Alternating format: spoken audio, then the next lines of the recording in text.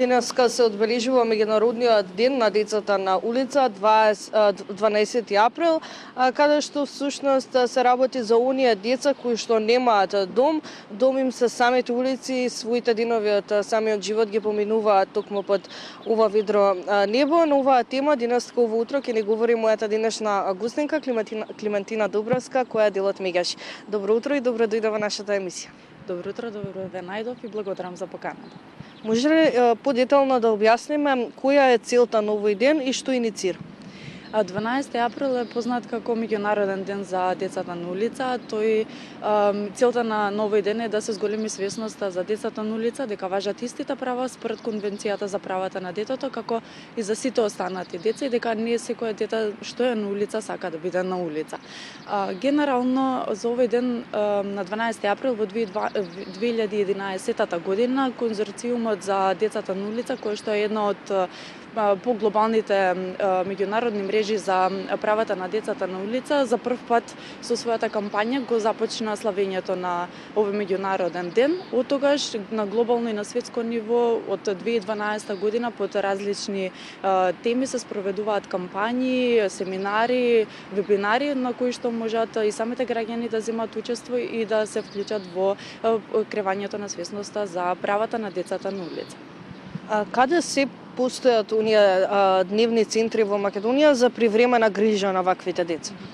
Па отворени се на територија на Македонија повеќе дневни центри, од кои што дел не се во функција. Генерално на територија на град Скопје постојат 3 дневни центри, од кои што едниот се наоѓа во Кисела Вода и тоа е претежно воден од Центарот за социјална работа. Другите два се предводени од невладини организации, се наоѓаат во Шуто Оризари. Во самите дневни центри, како што кажавте и вие, постојат практично се привремено сместување за децата, каде што се учат на хигиенски навики, им се споделува храна, едукативни работилници, се со цел на некој начин инволвирање во тој образовен неформален процес. Пред малку ми напомена дека всушност и овие деца треба да ги уживаат правата како и останатите деца. Може ли да поменеме накратко некои основни права? Па пред се правото на живот, правото за топол дом, правото на исхрана и основна хигиена, основните суштински потреби се првите права за кои што секој од нас како личност и како индивидуа треба да ги има. За жал, овие деца кои што се наоѓаат на улиците, макар и привремено и да имаат топол дом и подоцна да живеат некаде со семејството, сепак за подолг период од денот наместо да одат на училиште, тие се наоѓаат на улиците и за жал питаат. Кога веќе го напомена самото тоа питање, често пати знаат овие деца на улиците да бидат злоупотребени токму во таа насока. Како го коментирате овој феномен и во случај ние да се најдеме во таква ситуација, што да направиме? Ние во рамки на 2022 година имавме стратегија и практично спроведовме 2 истражувања за напредување на правата на децата, од кои што едното беше конкретно за децата на улица. За жал, голема е бројката кои што и самите ние сме свесни за постоењето на децата на улица, на раскрстосниците, така што она што ние би можеле да го направиме практично е кога ќе забележиме деца на улица да се обратиме или до полиција или до центрите за социјална работа.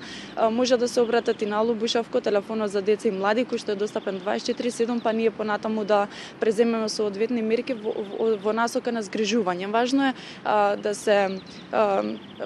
да стане јавноста практично да биде свесна дека со тоа што ќе го пријават практично, и тоа е наше законско должност да пријавиме кога ќе видиме дека има дете на улица, за да можат соодветно стручните да реагират, односно да ги згрижат децата, да им пружат топол дом, да им ги пружат основните суштински потреби и секако да се работи на советодавна работа со родителите во насока на тоа да не ги оставаат децата и да не се злоупотребува нивниот труд.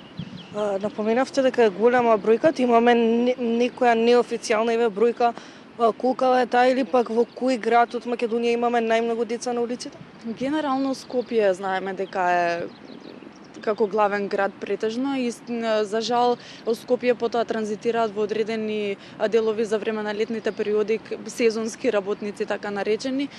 Немаме конкретно точна бројка, некаде околу 450 до 700, меѓутоа треба поопсежно истражување каде што ќе се евидентираат и практично и самите служби кои што ги евидентираат децата треба да направат конкретна статистика во смисла на тоа колку е вкупно бројот на децата, но за жал е присутен.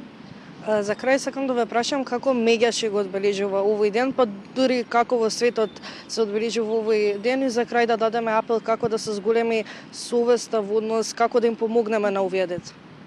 Меѓаши во рамки на своето 30 годишно постоење постојано се залага за детските права и секако изминатата година во рамки на 30 годишнината, односно 30 годишното постоење на детската амбасада, дечињата од дневниот центар ни дојдоа во посета.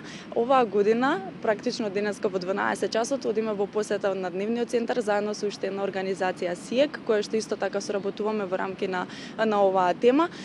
Одиме во дневниот центар и им подготвивме супер пакетчиња едукативни со храни и хигиенски средства, па се надевам дека успешно ќе си и корисно ќе се поминеме во дневниот центар со дечињата и ќе уживаме со нив. Секако во рамки на интернационално ниво, оваа година 12 април е под мотото за безбедност на децата и што можеме ние како чинители во општеството да направиме за да ги уважиме правата на децата на улица. Ви благодарам за одвоеното време во. Благодарам и вас. Тоа беше Клементина Добревска, мојата денешна соговорничка, која што е дел од Меѓаши. Говоревме на тема 12 април, меѓународниот ден на децата на улица, кои секако се подразбира ги уживаат истите права како и останатите деца.